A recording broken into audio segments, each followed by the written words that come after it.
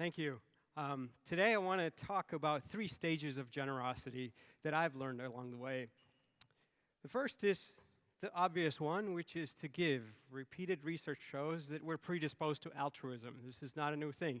And all of us probably don't even need research. We all have had our moments. True story, in Mexico on Christmas Day, father and son are sitting by the tree, and there's a kid from the slums walking past them. Father turns to his son and says, "Son, give him one of your toys." Son's reluctant, naturally. And then when he sees that his father's pretty serious, he picks up one of his toys, and he picks up the least favorite toy. And he's about to go out. Dad says, "Son, give him your favorite toy." And the son goes up, and initially, of course, he's reluctant, but he actually goes out and does it. When he comes back, the father thinks he will need to appreciate and acknowledge what his son has done. It was a big sacrifice. But much to his surprise, this kid comes back with joy, right? He's looking at his dad, looks up and says, "Dad, that was amazing. Can I do it again?" And all of us have had these moments. Some of us are late bloomers. I was in my early 20s when a few of us got together and says, "We just want to give with no strings attached. What can we do?" We were in the Silicon Valley. We went to a homeless shelter, and we ended up building up a website. Felt great. We told our friends. We came back, and it became the organizing principle for this organization called Charity Focus. Along the way, we learned one very interesting insight, and that was this: compassion is contagious. Right? When you start organizations, you say, "Okay, I want to grow this tree," and you focus on this tree. But with compassion, it doesn't work that way. You actually have to nurture the whole ecosystem.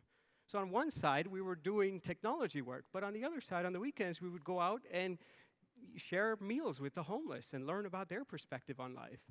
On Wednesdays, we'd get together in people's living rooms and meditate, see what that was all about. We would go out and do acts of kindness. This is a smile card.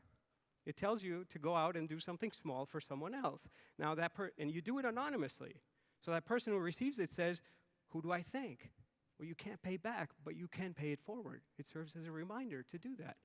It's very beautiful. So we realized that compassion is very contagious.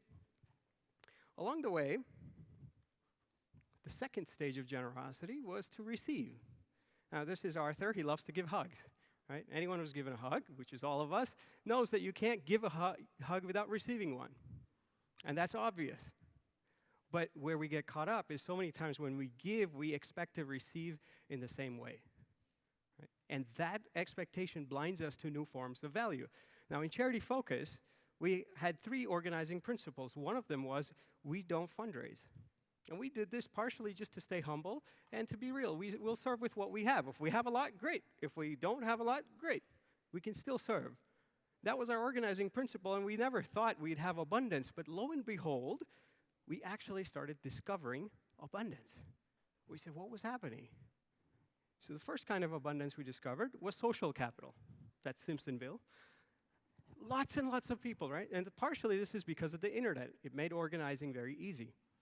The transaction costs went down, and you saw all kinds of movements without a center.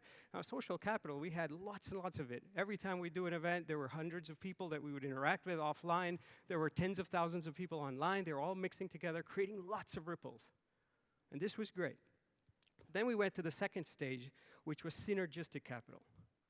So the internet allows you to do loose ties, but then what about the deep ties where you really know somebody? Where you can look them in the eye and share something very deep and profound.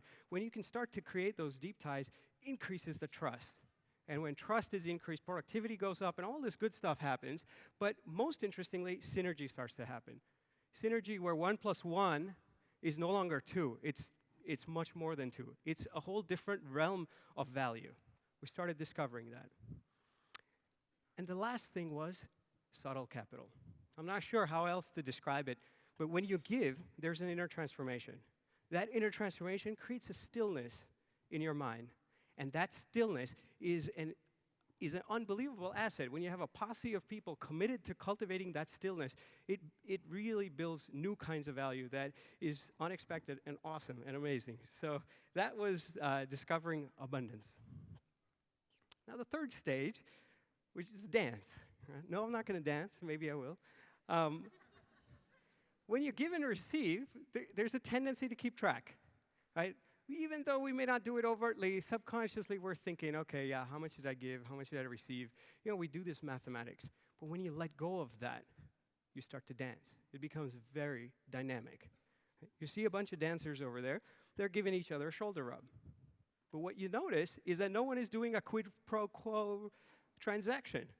Everyone is doing a massage for somebody in front of them, and yet everyone is taken care of. Right? So when you start dancing to the spirit of not keeping track, you know, that guy could say, oh, you know, the person behind me is giving me 15 joules of pressure on my back, and so I'm only going to give 12 joules. You know, you do that, it doesn't work, right? But when you let that go, all of a sudden you can have this circle, which works in a very different way. So great, it works for shoulder rubs, but what about something practical? So we decided to try on a little experiment. We called it Karma Kitchen. So on Sundays, we take over a restaurant. You walk into this restaurant. It's like a regular restaurant. But it's run by volunteers. And at the end of your meal, your check reads 0. Now, 0 because someone before you paid for your meal, and you get to pay forward for somebody after you. Right? And people are always scratching their heads. What does that mean? Is that a free meal? No, it's not a free meal. Because when you go to a soup kitchen, who's paying for that meal? Someone else outside who's got some other reason for making that happen. Here, it's literally the person in front of you, right? Literally the person in the week before you that pays for this week's rent. This week is to the next week. And when you count on people like that to be generous, how long will that chain last? It's been going for 3 years, right? And then it started in DC. Then it started from the surplus there. It started in Chicago. But what's most amazing about this is that it creates a context for a very different kind of value. So for example, there was a UC Berkeley PhD in computer science guy that came over and he says, I want to volunteer. So it was one Sunday, he's volunteering. He's serving a table. The guest at the table says, oh, so how does this work? So you trust me to pay what I want? He says, yeah, it's this chain and you're part of this chain. Really, we are all part of this chain, you know, from our ancestors onwards, right? And so he says, okay, takes out his wallet, gives him 100, and says, okay, well, I trust you to bring me back whatever change you want. And this guy goes in the back and he's scratching his head. He's like, this was not part of the volunteer orientation. What are you gonna do? You know, so he's thinking about it, and then he decides to tap into that space in himself about what this is. Right, this was not taught, but he taps into that space. He goes up to the guy, gives him back his 100, takes out a 20 from his wallet, adds to it, and this guy is completely blown away. Right? He is blown away. Because he's blown away, this guy's blown away, and you know how this stuff ripples out. Everybody's energized. Now, you can look at that transaction and say, well, there was a cost of food. Well, there was $20, but the value that was generated there, I can guarantee you that that guy went home and he has been telling that story to everybody he encounters, because this is like, which restaurant do you know, where does this happen? Right? Which place on earth? Give me the address. So it's the kind of thing where there's a new dimension of value. And if we don't have context where people can practice this, we lose this entirely. So really, I just want to conclude by saying, you know, you give, receive, and dance. When you give, you find that compassion is contagious and you start to create community. When you receive and really learn to receive, you start to discover abundance. And when you dance, not only do you create micro gift economies, but we start to seed a gift culture. Thank you.